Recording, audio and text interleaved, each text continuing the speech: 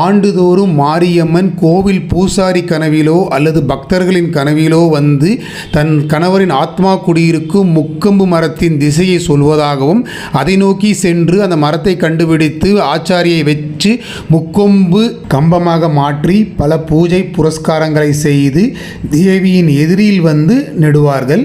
மாரியம்மனின் கணவராக கருதப்படும் கம்பத்திற்கு மக்கள் வேப்பிலை மஞ்சள் நீரும் பாலும் தயிரும் ஊற்றி அபிஷேகம் செய்கிறார்கள். திருவிழாவின் போது மாரியம்மனின் கரகம் ஒன்று தனியே இருக்கும். முதலில் மரத்திற்கும் கரகத்திற்கும் திருமணம் நடக்கும். அதன் பிறகு சந்நிதியில் இருக்கும் மாரியம்மனுக்கு மாங்கல்யம் கட்டப்படும். திருமணம் நடைபெற்றவுடன் பொதுமக்கள் பால்குடம் எடுப்பதும் முளைப்பாரி எடுப்பதும் அலகு குத்துவதும் தீ மிதிப்பதும் போன்ற தங்களின் நேர்த்திக்கடனை செலுத்துவார்கள். சில தின கோலாகல கொண்டாட்டத்திற்கு பின் நட்ட கம்பத்தை கொண்டு போய் ஆற்றிலோ கிணற்றிலோ மூழ்கி விடுவார்கள். அப்போது கோவிலில் உள்ள மாரியம்மனின் பூ பொட்டு மாங்கல்யத்தை அகற்றிவிட்டு வெள்ளை புடவை கற்றி விதவை கோலம் அலங்காரத்தில் மாரியம்மன் காட்சி தருவார். அப்பொழுது மழை ஒரு சில மணி நேரம் பொழியும்.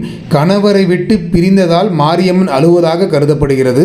திருவிழா முடிந்த மறுநாள் விதவை கோலம் அகற்றப்பட்டு புது பெண் அலங்காரம் அலங்கரிக்கப்பட்டு வழிபாடுகள் நடத்தப்படும் மாரியம்மனுக்கு. நன்றி, வணக்கம்.